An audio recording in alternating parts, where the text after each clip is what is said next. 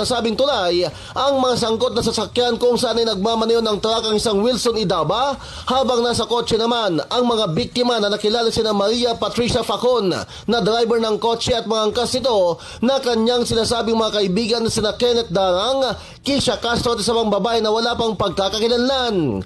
Ayon sa salaysay ng driver ng truck, napansin naman nito na nasa linya na nito ang nasabing kotse, kung kaya tumigil ito sa gilid, subalit nagpang-abot pa rin ang dalawa na dahilan ng kanilang head-on collision. Nagtamo ng matinding sugat sa iba't ibang bahagi ng katawan ng mga biktima na agad namang naisugod sa pagamutan, subalit niliklang dead on arrival sina Facon, Darang at ang ibabaeng inalam pang pagkakakilanlan, habang patuloy pang inobserbahan sa ngayon si Castro. Sa ngayon ay nasa kustodiya naman na ng PNP ang driver ng truck, habang patuloy pang malalim ang investigasyon kaugnay sa nasabing aksidente.